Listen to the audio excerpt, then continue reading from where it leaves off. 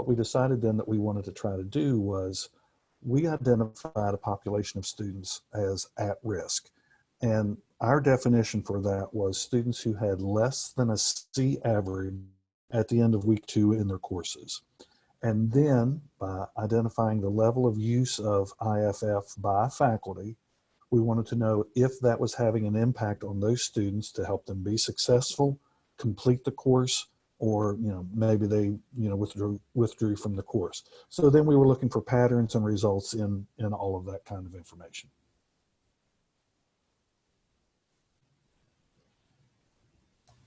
Hi there. So as you can see, the Civitas, sorry, there's a person next door. Yeah, if you guys do have questions, you can put them in the chat. Okay, the Civitas sponsored research, or the Civitas research on the accuracy of predictive analytics is so strong that it's kind of irrefutable. Institution after institution had that same figure, 86% accurate in predicting students in result if there are no further interventions. So that predictive analytics aspect of IFF is solid. The Civitas sponsored research on the impact of outreaches sent by instructors is the weakest category of their studies due to inadequate levels of use among faculty. The Ashford data is different from the email outreach data of other Civitas partner institutions. In that our level of use had hit the range that Civitas leaders said might start to show results of positive impact on at-risk student outcomes. We were excited. We compared 2018 Waypoint results with the IFF augmented 2019 IFF results. Let's see, next slide, please. If somebody can turn that, thanks. Vince Tinto's, let me get down here. The developers brought Vince Tinto into their board of directors because of his long history of research on the learning process and schooling persistence theories. He has specific, hypothetically powerful pathways of impact, proposing that personalized instructor communications can strengthen a student's motivation to continue efforts to learn. He suggests it works like this. The instructor reaches out to the student with unsolicited, customized, proactive, caring advice, giving specific steps for action to reach success. And this display of caring causes the student to feel welcomed into their aspirational professional group they want to join. And that connection results in possibly release of dopamine, pleasure, maybe some adrenaline. This can all affect memorability of these exchanges with the instructor in the whole context. The brain-based learning theories kind of go that direction about the influence of interpersonal impact, face-to-face or person-to-person. The next slide, please. The academic coaching literature was interesting. Some universities give courses in academic coaching, which was news to me. The coaching literature was written from different perspectives and with various topics for coaching, but there are constants in the practice of academic coaching, repetitive there's. The standard elements would be one-to-one relationship or conversation, emails or verbal interaction, informality, some degree of informality, authenticity, and caring. I think that's the end of my part. Yep. So we decided, with thinking about all of these things coming in as research that had gone on before, we wanted to gather some data on student performance. We collected data from 2018, January, February, and March. We picked 3 months. We thought that was a reasonable size of data to use. And we had every student's score on every assignment for every course that was offered in those first 3 months of 2018. We had the comparable data from 2019. The difference between those two time periods was that IFF had been introduced. So what we thought we might see then is a change in student performance from 2018 to 2019. Now again, we looked at all courses, whether they were DS courses or fully enrolled, graduate and undergraduate, all across all colleges, all divisions of the university. So what did we find? First of all, looking at just numbers in general, in 2018, in this 3-month period, we had just over 77,000 registrations. That is to say, and we're defining that as students who submitted something in week 2 of the course. Remember, that's our point for where we define students to be at risk. If their score at the end of week 2 was below a C average, then we identified them as at risk. So in 2018, 19% of our students met that definition in that 3-month period. 16% of those students, or 16% of the students enrolled dropped, but only 3.5% of the ones who were at risk also dropped the course. So that says, okay, we go from 19% at risk, 3.5% of them ended up withdrawing that course. Okay, that's 2018. Let's compare that to 2019 enrollment data. We have a smaller enrollment size, 46,000 some students enrolled. More of them were at risk, more of them dropped, and just over 7% of our at-risk population were the ones who dropped those courses. Now, if you look only at that set of numbers, you think, well, wait a minute, 2019 was worse than 2018, and that would be true. However, there's some details that we need to consider. So let's look at this by college. Now, we broke those numbers down by college. This is still combines graduate and undergraduate courses and all of that, but by college. So we can see that there was some number of students who were at risk and dropped. But then we can also start to see, and this is specific to 2019 data here, okay, because this does include IFF, the Inspire use. The average number of times that a faculty member logged in to IFF to do something, the average course size, average number of students in the course, the average number of outreaches, how many emails actually went out to students in those classes, and then the final column, the average outreach per student. So you can see that, for instance, I'm not picking on anyone, but on the low end of that scale, the Forbes School Business Technology, 0.7 average outreaches per student in a 5 or 6 week course versus Health Science, Human Services College, 1.7. So there's quite a range there. And, as a table by itself, not all that helpful, but hold on to some of those thoughts for just a second. We also identified our faculty as how heavily they used IFF. We had non-users, people who did not use the tool at all. We had light users, medium users, high-end users, and there again, the average. Now, this table starts to tell us a little bit of some interesting numbers. For instance, when you look at non-user row, 6% of their students were at risk and dropped the course. These are people who did not use the tool at all.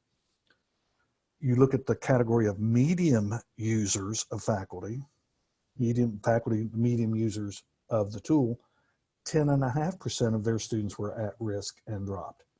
Well, that almost seems counterintuitive at this point.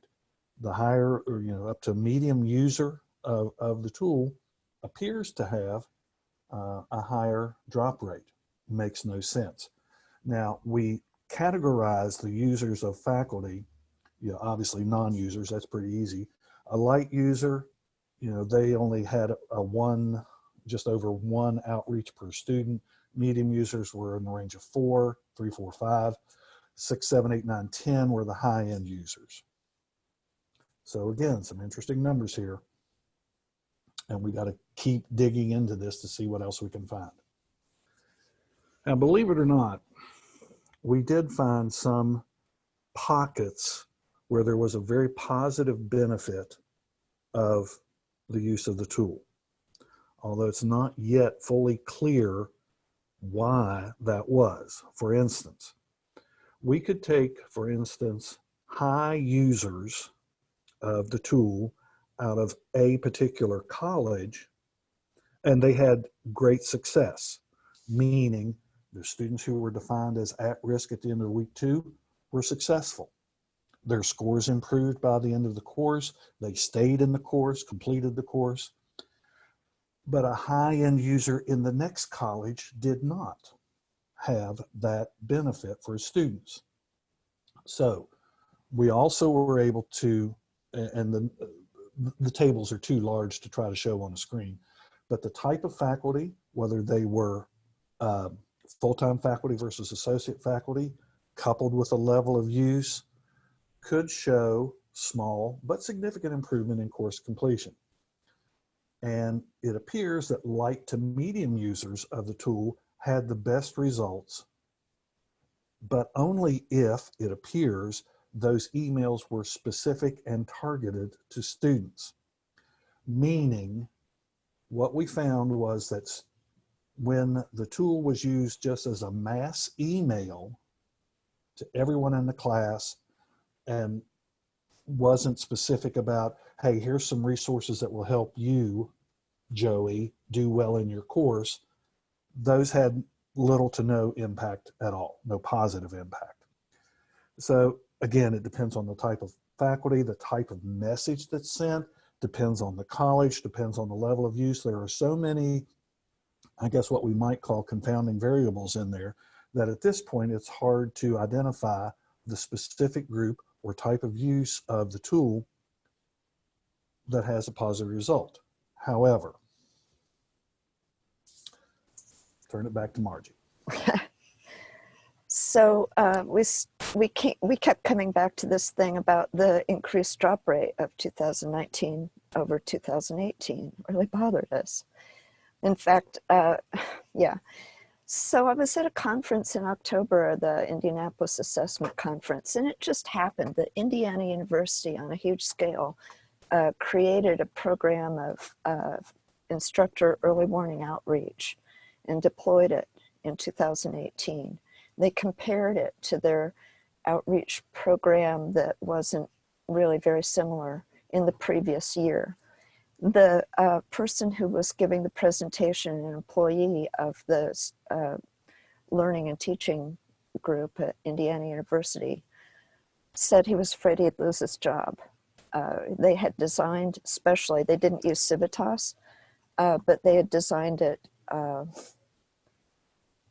you know, to be effective, and it seemed to be the opposite. So I rejoiced because somebody else had nearly the same structure for their research and the same situation set up and had this same increased drop rate. Well, they did further analysis, and they did find that some student demographics work particularly that the outreaches are particularly effective with certain student demographics. So we're going to review some of our data and run it the way that that I saw them run it at Indiana University. And it was kind of interesting because Indiana University shipped their program of student early warning outreach to all the regional campuses. Like there's something like 25 regional campuses, and invested a huge amount of effort and money in this whole program. So they're continuing with research, as we'll continue in research. But here's one thing Vincent Tinto says in his Civitas podcast number 8, I believe, in the Civitas community page, that can explain this increased drop rate that we see.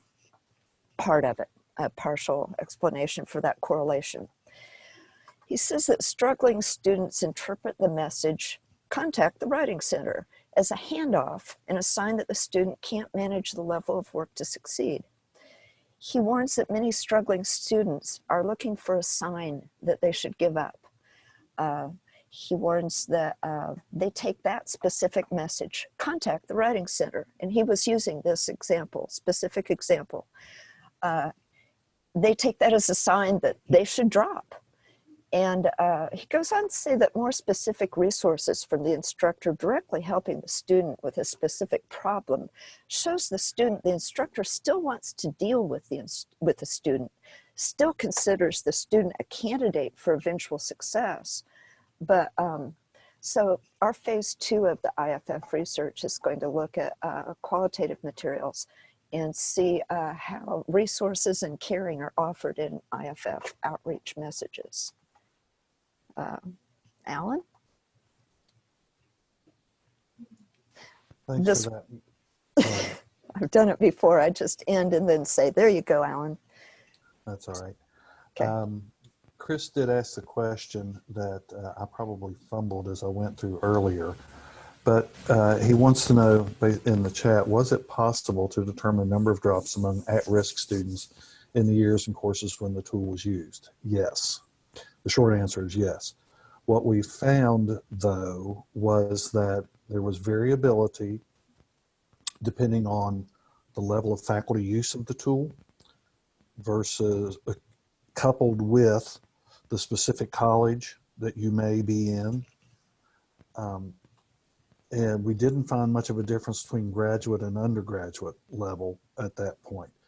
But what we did determine that we need to do next, and based on the research that Margie was just discussing, is that there appears to be a difference in the overall tone of the message that is sent, the level of formality, informality, specific resources provided to students to help them be successful.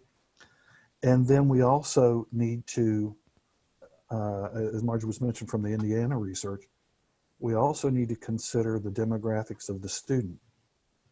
So we have just in the past week or two received the data that has students, for instance, their age, their ethnicity, military versus non-military, and I don't know what other, I don't recall all the other variables, but our supposition at this point is that some of those variables will show to be important, along with a deep analysis of the specific tone of messages that are sent. And Margie is much more up on that sort of thing than I am. Not necessarily. We're going to analyze it, and we'll get back with you guys. A lot of my own personal assumptions were kind of blown away by our preliminary deep dive into the actual content of the emails. For instance, we found that a whole lot of you used the template emails from the IFF library, and we were surprised that that many people did it. We're also going to look at whether those template emails could be improved and so forth. Morgan asked the question about a risk level of student. Morgan, at this point, we only had, we defined students as at risk if they had below a C average at the end of week 2 of their course. Now, we didn't have different levels of risk. We just either had them at risk or not.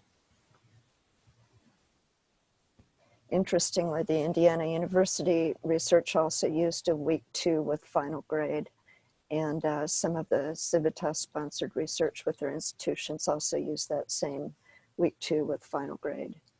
It's a comparison for figuring a trajectory, whether they're going up or down or the same in that span. So again, you know, to put the broad brush on it, we did find pockets of level of use versus coupled with a college, coupled with, you know, the type of faculty member that appear to have a positive impact, but it wasn't consistent from college to college or type of faculty to type of faculty, little pieces here and there, which led us to believe then there's something that we need to analyze much more qualitatively than quantitatively to identify what is it in this tool that can work for our students here at Ashford. So that's our phase 2 that we'll be going with. And by the way, the whole impetus for this research was because our faculty was telling us that they needed to see actual solid data for whether IFF outreach as a method was effective or not. So this is in direct response to your stated needs as faculty. You need facts. We do need facts. And with that, listen, we are happy to entertain questions. Drop us a note. We would love to hear from you. Suggestions for how we might want to go about analyzing this next pile of data that we've got. I just mentioned that, you know, the data set we had was something like 7.5 million data points. So it's pretty good sized data, and we're going to have that much more again. And I don't know, that excites me. I'm looking forward to it. Margie and Alan, thank you very, very much. This is such good information, and I also appreciate the level at which you're allowed to be vulnerable and say, well, we thought we were going to see this, but we're really seeing that. And it's just really good stuff, and we really look forward to the next phase and the next report.